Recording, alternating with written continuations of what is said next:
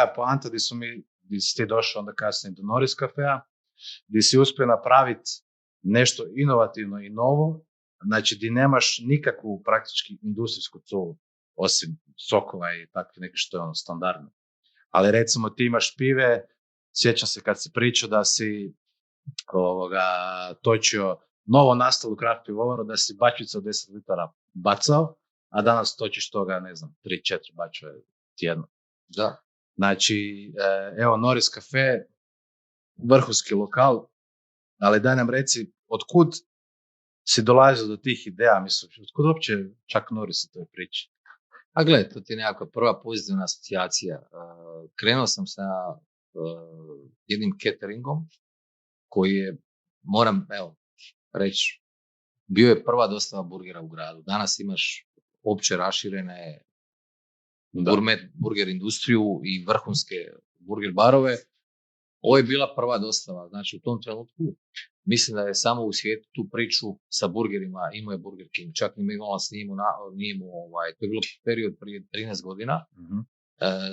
Nije postojao Bolt, nisu postojale takve dostavne službe. I zapravo bio si osuđen na svoje dostavljače. Ljudi su dostavljali naravno pice, ali ili ne znam, nekakvu drugu klopu. Ali da sad ne idem predaleko, a tu smo se zakačili za jedan hamburger koji se zvao Chuck Norris hamburger sa jalapeno papričicama, nekakvim ljutim Texas umacima koje smo radili sami sve. I ljudima je ta asocijacija bila užasno pozitivna. I Norris kad je otvoren, onda je bio nekakva ekstenzija te nekakve američke pop kulture, retra, malo vintage-a, sve se to nekoliko trendova se tu spojilo i evo, tako je nastao taj koncept Norris kafea.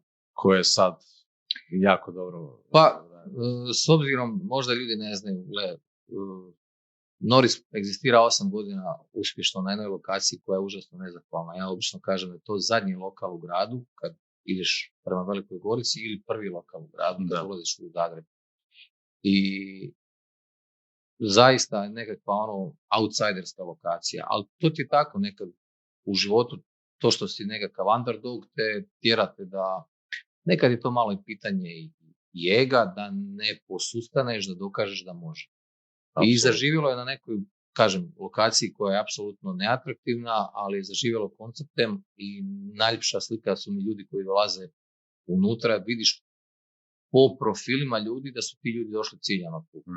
Znači tu nema prolaznika, nego čovjek koji je ciljano došao popiti. Radi dobre kraft pive, radi dobrog viskija i nekako je to kako ja zamišljam ugostiteljstvo.